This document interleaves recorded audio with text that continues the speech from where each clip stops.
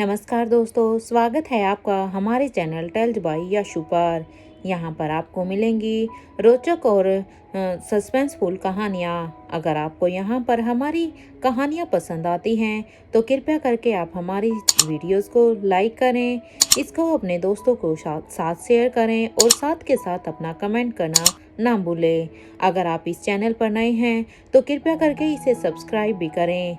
आपका ज़्यादा समय न लेते हुए चलो आज की कहानी को शुरू करते हैं।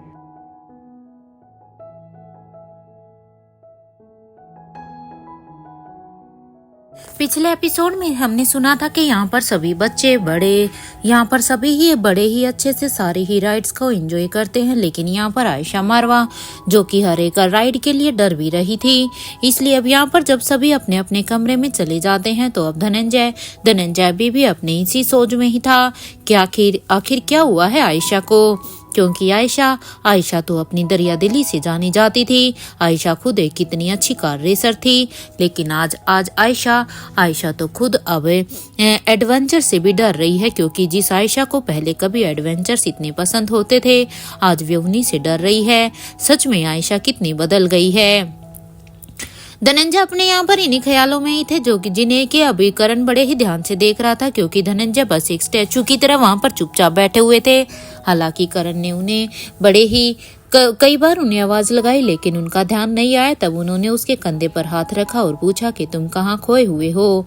अब करण की इस बात को सुनकर अब धनंजय उसकी बात को टालते हुए कहते हैं कि कहीं नहीं, लेकिन हाँ करण, तुम मुझे ये बताओ कि तुम्हारी बेटी की शादी रोहित से हो रही थी तो तुम ये ऐसा क्यों नहीं चाहते थे कि अनिका की शादी रोहित से हो, क्योंकि अब तक तुमने मुझे इस बात के बारे में कुछ भी नहीं बताया है। अपने इस दोस्त के सवाल पर अब करण गुलेरिया कुछ देर तक तो अब बिल्कुल शांत हो जाते हैं और अब वो कहते हैं कि इसकी दो वजह हैं धनंजय, वो तो तुम भी जानते हो। एक तो तुम अपनी माँ को जानते ही हो कि तुम्हारी माँ कैसी है, और अपने परिवार को भी, क्योंकि तुम अपने माँ और परिवार दोनों को अच्छी तरह से जानते हो कि मारवा परिवार कैसा है। करण गुलेरिया की ये बात सुनकर अब धनंजय पीरामल कहते हैं कि ठीक है, और एक वजह तो मैं समझ गया, लेकिन फिर दूसरी वजह क्या है। अब इस बात पर अब करण गुलेरिया कहते हैं कि रोहित के माँ बाप, दूसरी वजह है रोहित के माँ बाप। और अब मुझे नहीं लगता है धनंजय कि मुझे अब कुछ और भी समझाने की जरूरत है, क्योंकि अब तो मेरी इन बातों से ही तुम्हें अब हिंट मिल ही गया होगा कि आखिर मैं क्यों नहीं चाहता था कि रोहित और अनिका की शादी हो। क्योंकि उस वक्त तो मेरी भी कंडीशन तुम समझ ही सकते हो, क्योंकि उस समय मेरी भी कंडीशन अच्छी नहीं थी, क्योंकि स्वाति के मुझे छोड़कर जाने के बाद उसके बाद तो मैंने तो जीने की उम्मीद ही छोड़ दी थी। इसलिए अब तुम ही बताओ, क्या तुम आलिशा की शादी एक ऐसे लड़के से कर सकते हो जिसके घर में उसके दोस्त से ज्यादा दुश्मन हो, क्योंकि तुम भी तो आलिशा को अपनी बेटी की तरह ही मानते हो ना। तो अब तुम ही अपनी राय बताओ। मैं भी जानना चाहता हूँ कि क्या तुम ऐसा कुछ भी करते जिस कंडीशन में मैं था। अगर उस कंडीशन में तुम होते तो उस समय तुम्हारा क्या डिसीजन होता। अब यहाँ पर करण की ये बात सुनकर अब धनंजय भी एक सोच में पड़ जाता है, और अब वो कहता है कि हाँ मैं समझ तो रहा हूँ। करण गुलेरिया अभी भी बस धनंजय के आगे कहने का इंतजार कर रहे थे, लेकिन धनंजय अभी इतना कहने के बाद अब कुछ भी नहीं कहता। इसलिए अब करण अपनी बात को आगे बढ़ाते हुए कहते हैं कि अगर मैं सच कहूँ धनंजय, तो पर्सनैलिटी को अगर देखा जाए तो मुझे रोहित बहुत ही पसंद है। तुम यकीन भी नहीं करोगे कि एक दिन तो मैं उसे अपने सामने 2 घंटे बैठाकर बस उसे ही देख रहा था कि एक कमी निकाल लूं, लेकिन अगर मैं सच बताऊं तो मुझे उसमें कोई भी कमी नहीं मिली। मैं 2 घंटे तक उसे पूरा ऐसे देखने के बाद मैं उसके अंदर कोई भी कमी नहीं निकाल पाया, और मैं यही सोच रहा था उस समय कि कोई इतना परफेक्ट कैसे हो सकता है, क्योंकि अगर मैं सच कहूँ तो रोहित सच में एक परफेक्ट मैच था अनिका के लिए।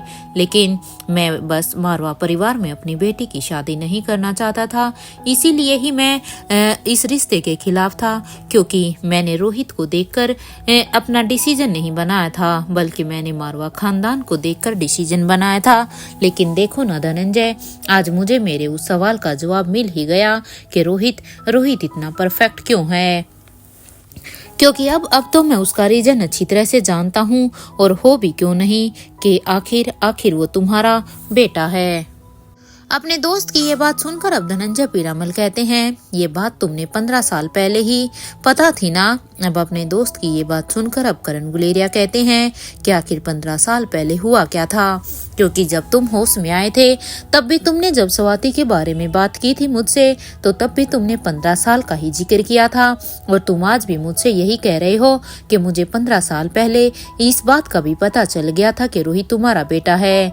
आखिर क्या हुआ था 15 साल पहले? क्योंकि अगर मैं सच कहूँ और तुम मेरी बात पर अगर यकीन करोगे तो मुझे तो ऐसा कुछ भी याद नहीं है।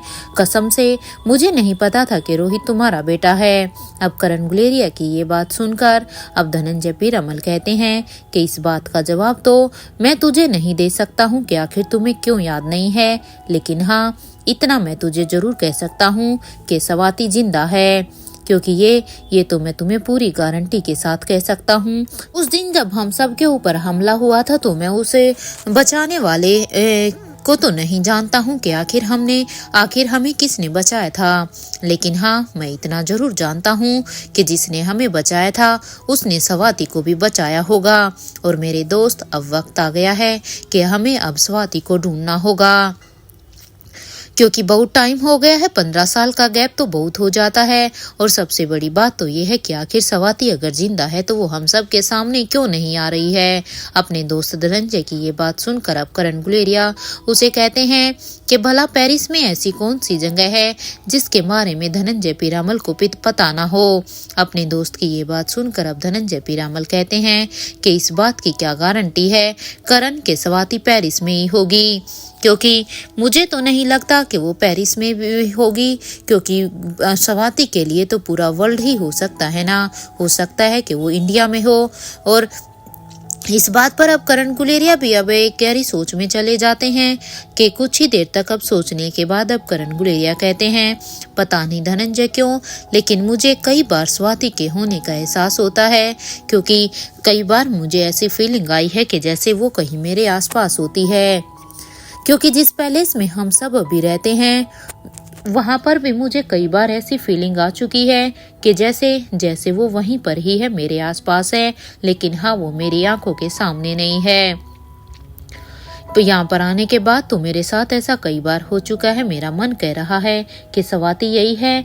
अपने दोस्त की अभी ये बात सुनकर अब धनंजय पीरामल कहते हैं कि फिर ठीक है, मैं देखता हूँ कि वो कहाँ हो सकती है। ये कहते हुए ही अब धनंजय पीरामल एक गहरी सोच में फिर से चले जाते हैं। तो अब करण गुलेरिया उसे कहते हैं, तुम तो पंछियों से अच्छी तरह से बात कर सकते हो ना। तुमने मुझे एक बार बताया भी था कि इस बारे में कि तुम पंछियों से बात करके अपने संदेश को भी भेज सकते हो, और तुम उनसे कोई संदेश भी ले सकते हो, उनसे जानकारी भी ले सकते हो।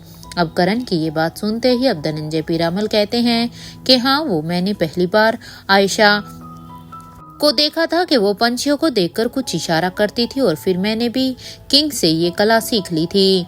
अब धनंजय पीरामल की ये बात सुनकर अब करण गुलेरिया कहते हैं, क्या कहा तुमने? क्या तुमने किंग को देखा है? क्योंकि अब धनंजय ने अब जो बात थी उसे अच्छी तरह से कह दिया था, लेकिन अब करण गुलेरिया उसी बात पर कहीं अटक से जाते हैं, क्योंकि अब करण गुलेरिया सोचने पर मजबूर हो जाते हैं कि अगर धनंजय ने ये कला अब किंग से सीखी है तो क्या वो किंग को पहचानते हैं कि आखिर किंग कौन है। अब अपने दोस्त के इस सवाल पर अब धनंजय पीरामल कहते हैं, नहीं, मैंने उन्हें नहीं देखा है, क्योंकि नियम के अनुसार सिर्फ राजमहल की रानी ही किंग को देख सकती है, उसके अलावा कोई भी किंग को नहीं देख सकता। ये बात सुनकर अब करण गुलेरिया कहते हैं, अगर यही बात है और यही कंडीशन है तो इसका मतलब ये हुआ कि अभी प्रेजेंट में आलिशा राजमहल की क्वीन है, पेरिस की क्वीन है, तो इसका मतलब ये हुआ कि आलिशा तो अच्छी तरह से जानती होगी कि आखिर किंग कौन है। मेरा मतलब है कि किंग के मास्क के पीछे किसका चेहरा है उसके बारे में तो वो अच्छी तरह से जानती ही होगी। करण गुलेरिया के इस सवाल पर अब धनंजय पीरामल कहते हैं कि आलिशा हना करण अपनी जान दे देगी, लेकिन वो किसी को भी ये नहीं बताएगी कि किंग के मास्क के पीछे किसका चेहरा है, क्योंकि ये उसे बताना नहीं होता। अगर वो ऐसे ही उसकी आइडेंटिटी को बता देगी तो फिर ये बात इतनी कॉन्फिडेंशियल नहीं रहेगी। और जब तक आलिशा कविन है या जब तक वो जिंदा है तब तक वो किसी को भी ये बात नहीं बता सकती है।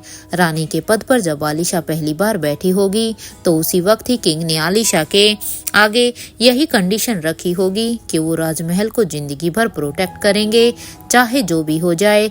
भले ही मैं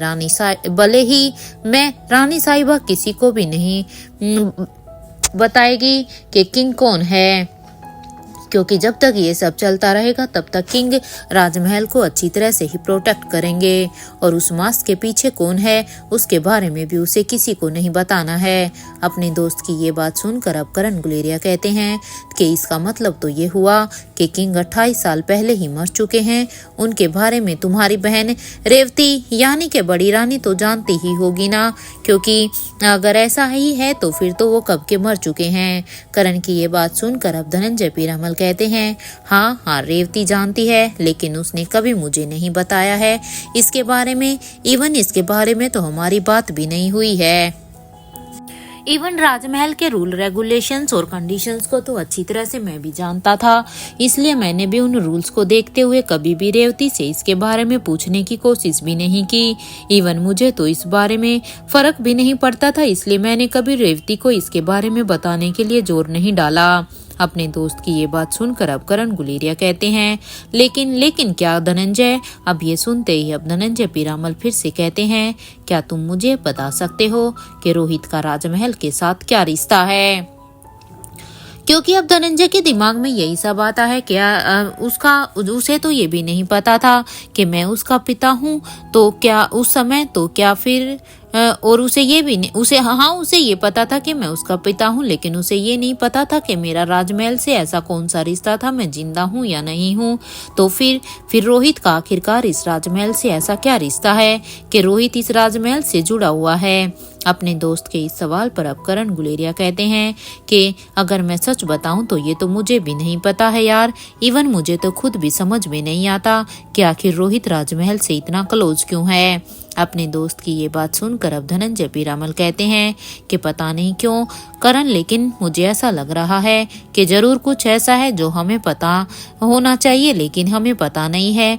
हमारे सामने इस वक्त 2 सवाल हैं।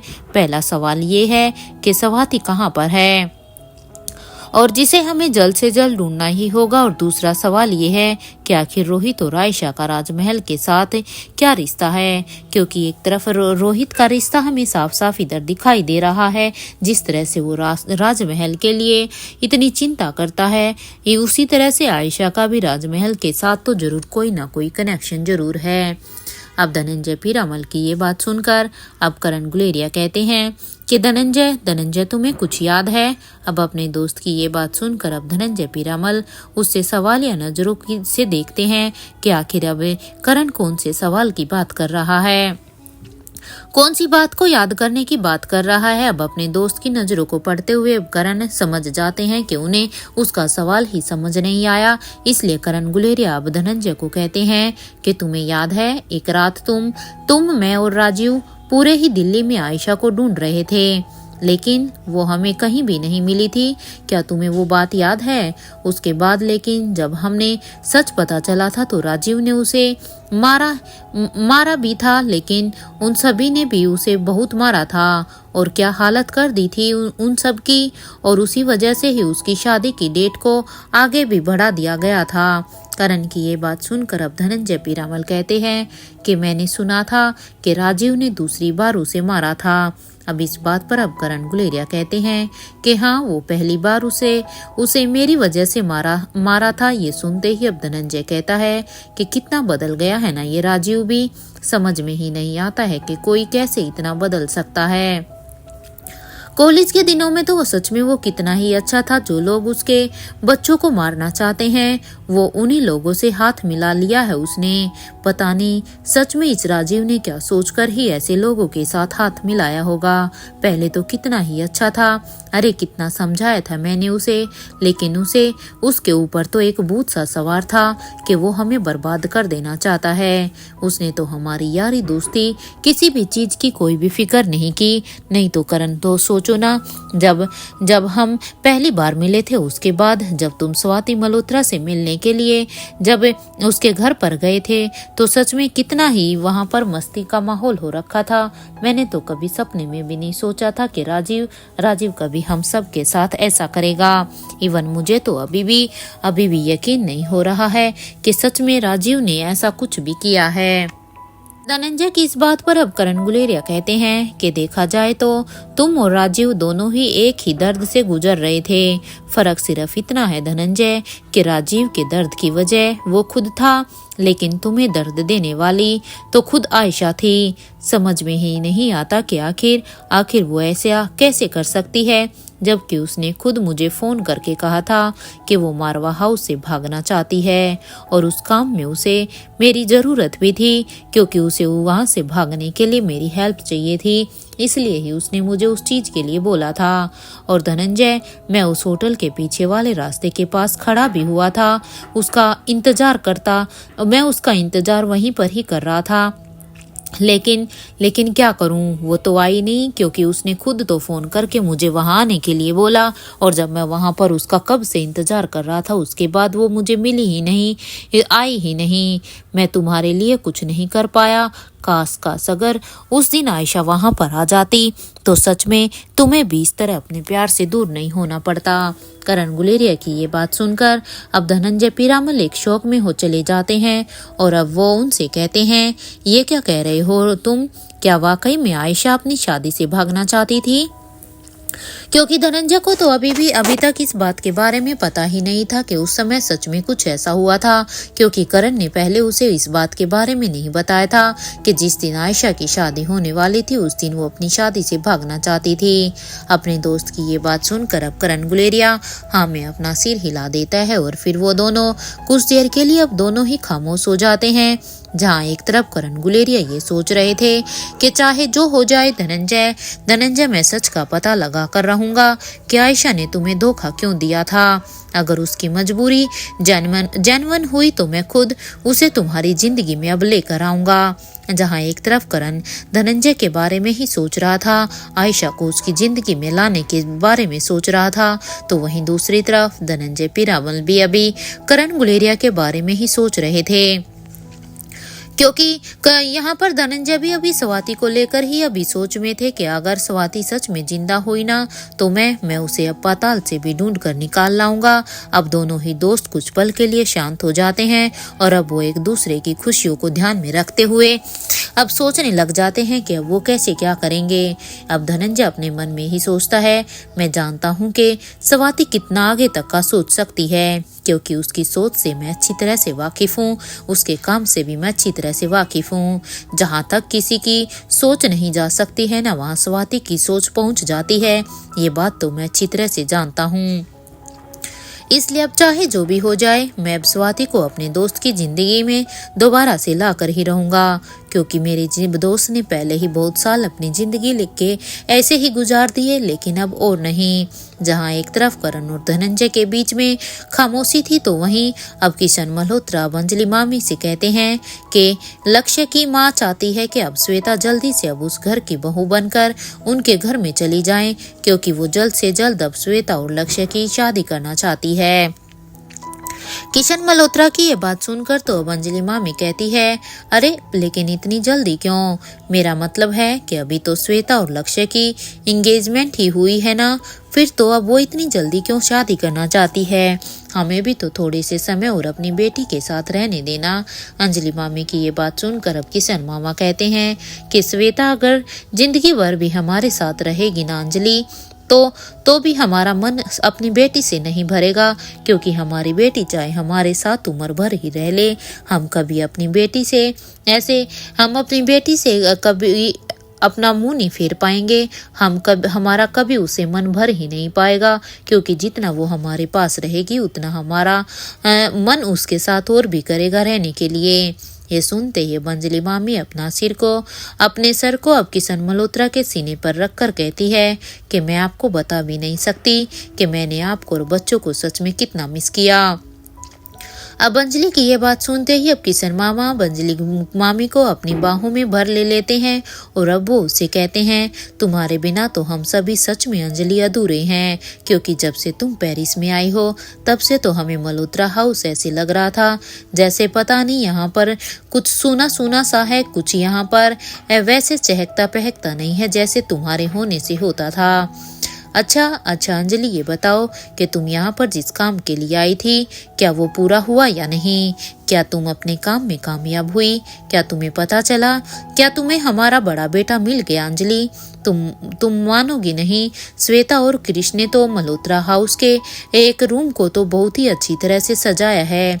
वो दोनों तो हमेशा ही कहते हैं कि जब उनके बड़े भाई मल्होत्रा हाउस में आएंगे तो वो उनके साथ क्या क्या बातें करेंगे, क्योंकि श्वेता और कृष्ण ने तो अपने उस बड़े भाई के स्वागत की पूरी ही तैयारियां कर रखी है, क्योंकि उन्हें तो पूरा यकीन है कि तुम इंडिया तभी वापस जाओगी जब उसका बड़ा भाई तुम्हें मिल जाएगा।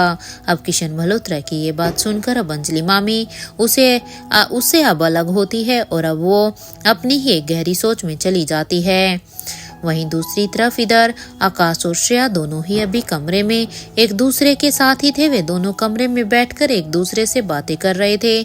जहां पर श्रेया अब आकाश से शिकायतें कर रही थी तो वहीं आकाश अभी उसकी हर एक शिकायत को बड़े ही ध्यान से सुन रहा था। तो वहीं सारे ही बच्चे अभी एक दूसरे से भी बातें कर रहे थे कि आज उन्हें किस राइड में सबसे ज्यादा मजा आया। जहाँ पर एक तरफ बच्चे भी अलग से अपने मस्ती के मूड में थे, अलग से अपने अपने दिन के एंजॉयमेंट के बारे में बातें कर रहे थे। वहीं दूसरी तरफ इधर बूढ़े किंग के स्टैचू अब स्वाति मल्होत्रा से कहती है कि अगर मुझे थोड़ी देर और हो जाती ना तो आप एक बार फिर से रिया बेबी के सामने आ जाती। आपको क्या जरूरत थी उनके बगल में बैठने की? स्टैचू की ये बात सुनकर अब स्वाति मल्होत्रा ने कहा क्योंकि उसके बगल की सीट खाली थी, इसलिए उस खाली सीट को देखकर मैं वहां पर बैठ गई थी और वैसे भी किसी ने वहां पर मुझे नहीं पहचाना।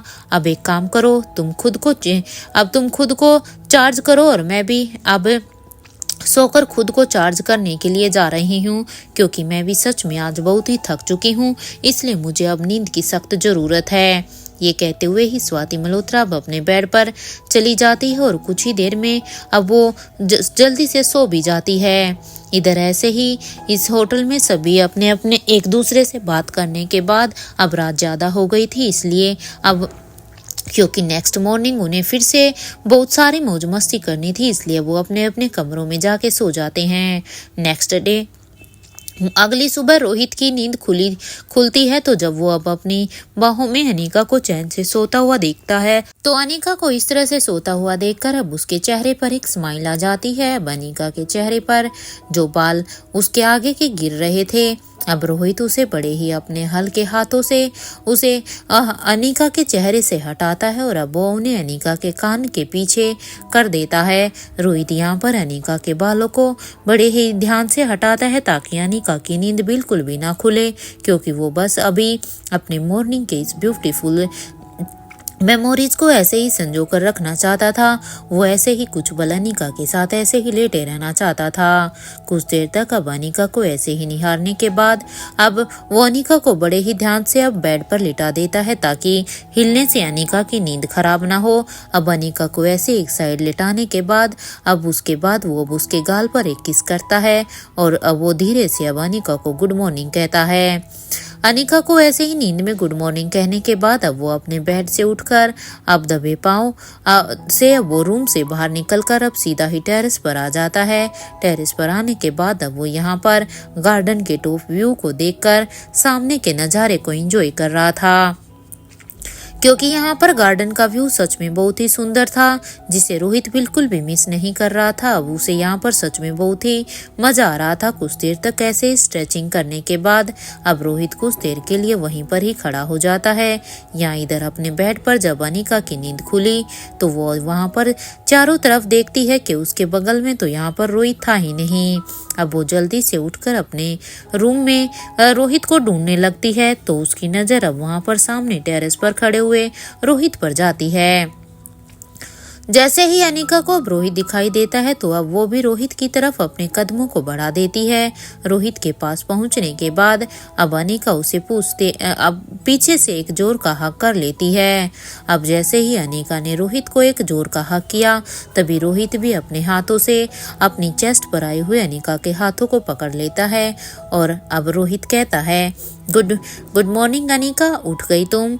अब रोहित की ये बात सुनकर अब अनिका भी रोहित को कहती है, गुड मॉर्निंग मिस्टर मारवा, वैसे आप इतनी जल्दी उठ गए, लेकिन क्यों? अनिका की इस बात पर अब रोहित कहता है कि हाँ, वो कल जल्दी सो गया था ना मैं, इसीलिए। क्योंकि सच में अनिका कल तो इतनी मौज मस्ती हो गई बच्चों के साथ कि मैं तो इतना थक गया था कि लेटते ही मुझे तो पता भी नहीं चला कि मुझे कब नींद आ गई। ये कहते हुए ही रोहित अब अनिका की तरफ अपना चेहरा करता है और अब वो उसे कहता है कि कल रात तुम्हारी नींद अच्छे से पूरी हुई है ना अनिका?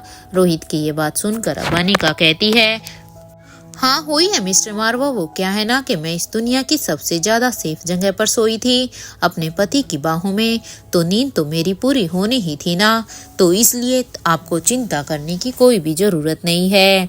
अनिका की इस बात पर अब रोहित उसे एक फोरहेड किस करता है और अब वो उसे कहता है कि अनिका मैं शावर लेकर आता हूँ। रोहित की ये बात सुनते ही अब अनिका भी कहती है कि ठीक है मिस्टर मारवा, तब तक मैं भी यहाँ पर खड़ी होकर इस ब्यूटीफुल मोमेंट को एंजॉय करती हूँ जिसे आपने अभी अभी किया है। अनिका की इस बात पर अब रोहित कहता है, एज योर विश अनिका। ये कहने के बाद अब रोहित अब टेरेस से अपने रूम में आकर अब वो कबर्ड के पास आकर अपने कपड़ों को निकाल कर शावर लेने के लिए बाथरूम में चला जाता है। तो उधर अनिका अभी वहीं अपने आसपास के ही नज़ारे को देख रही थी। अनिका जब वहां पर चारों तरफ देख रही थी तभी उसकी नज़र अब अपने पापा के रूम के पास जाती है। जैसे ही उसकी नज़र अब उधर जाती है तो वो देखती है कि वहां पर एक पंछी वहां पर विंडो में बैठा हुआ था। उस पंछी को देखकर ऐसा लग रहा था जैसे उसने किसी के साथ वहां पर आई कांटेक्ट किया हुआ हो। अब ये देखकर तो अनिका एकदम से ही हैरान हो जाती है कि आखिर उसके पापा के कमरे की विंडो पर यहाँ पर ये पंछी क्या कर रहा है। क्या उसके पापा भी पंछियों की भाषा को समझ सकते हैं या नहीं। अब उसे देखकर अनिका ये तो समझ जाती है कि जरूर उस रूम में कोई ऐसा है जो इनसे बातें करना चाहता है। आखिर कौन हो सकता है वो?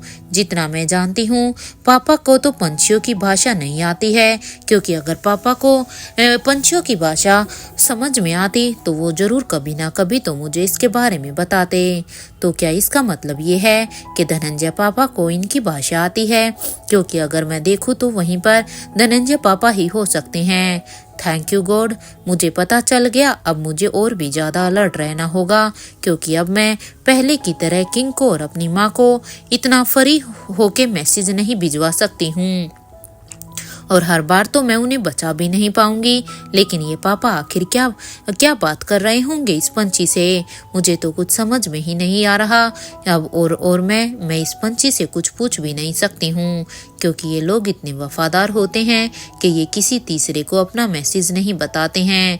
यहाँ अनिका के दिमाग में यही सब चल रहा था कि तभी उसके कानों में अब फिर से रोहित की आवाज़ आती है कि आ जाओ अनिका, जल्दी से इधर आकर शावर लेकर तुम जल्दी से रेडी हो जाओ, क्योंकि अगर रिया अब यहाँ पर आ गई तो फिर से कहने लगेगी, वो फिर किसी को भी रेडी नहीं होने देगी और फिर तुम्हें ऐसे ही नीचे चलना होगा। रोहित की ये बात सुनकर अब अनिका भी कहती है, बस मिस्टर मारवा अभी आई। और ये कहते हुए ही अब अनिका भी जल्दी से अपने रूम में आ जाती है। अपने रूम में आने के बाद अब वो अपने कबर्ड से अपने कपड़े निकालकर जल्दी से शावर लेने के लिए बाथरूम में चली जाती है। अनिका भी यहाँ पर बाथरूम में शावर लेने के लिए तो चली जाती है, लेकिन अभी भी उसका ध्यान बस इसी में था कि आखिर वो क्या करे, क्योंकि कहीं ऐसा ना हो कि एक बार तो यहाँ पर उसके पापा करण गुलेरिया, धनंजय का और उसके बच्चों का यहाँ पर सबका प्लान फेल हो गया था स्वाति को पकड़ने का। लेकिन कहीं अब ऐसा तो नहीं है कि धनंजय पापा यहाँ पर इन पंछियों के जरिए ही उसकी माँ तक पहुँचने की प्लानिंग ना कर रहे हो, क्योंकि अगर वो पंछियों से बात कर रहे हैं तो और क्या संदेशा भेजना होगा उनको।